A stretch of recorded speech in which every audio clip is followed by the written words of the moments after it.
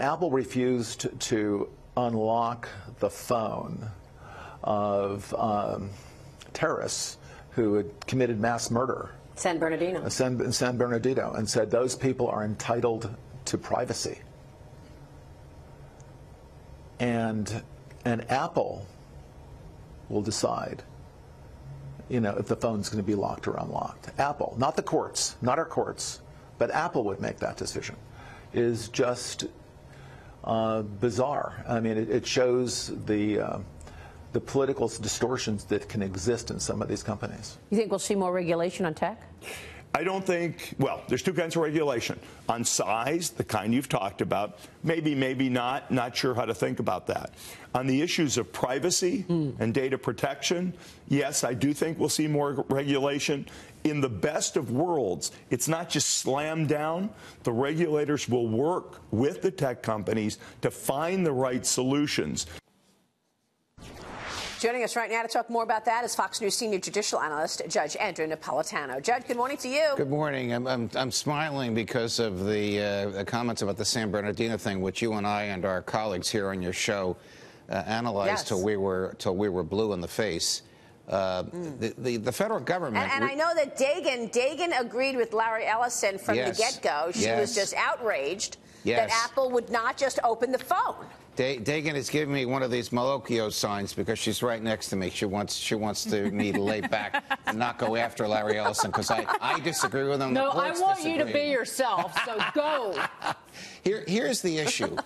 The federal government has access to everything in here. I am holding up my iPhone. They do so unconstitutionally and unlawfully and unabashedly. So they really are in a very bad position to say to Apple or Google, you got to protect people's privacy when they don't. So when Steve Ballmer says to you, we want to work with the regulators, I accept that that's what he means. But the regulators have unclean hands because they work for a boss that does not believe in privacy. So I don't know where this is going to go. I thought the comment, what goes into your iPhone stays into your iPhone, was hilarious because it's not true. Apple knows the entities that have access to its mainframe computers because it's required by a law, a profoundly unconstitutional law, to give the federal government, the NSA and the FBI, access to everything that's in there. So I don't know where this is going to go. Our friends in Europe are a lot more aggressive about protecting the privacy of individuals than the government is here.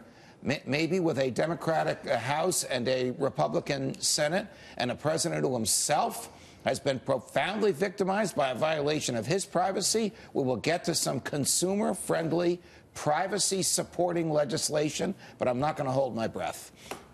Yeah. No, I think you make a good point, though, about, what stays in the iPhone stays there because it doesn't. I mean, given the last year of all of these privacy breaches, people would be hard-pressed to believe that. But you didn't have that kind of breach that you had at Facebook, at Apple. So maybe that's what they're trolling them about. That is the other issue of privacy. Not does the government have access to this, but do we sell it or do we fail to safeguard it? So that's something we know those companies are selling it. Right. The tech giants can do that on their own. They can refuse to sell it, or they can say, we won't sell this unless you affirmatively authorize us to do so, and we'll give you a percentage of what we earn from selling your material. They're not going to do that. That's too complicated, and it would just be a minuscule amount of money. But they can do a lot more to safeguard privacy from people other than the government than they have been doing.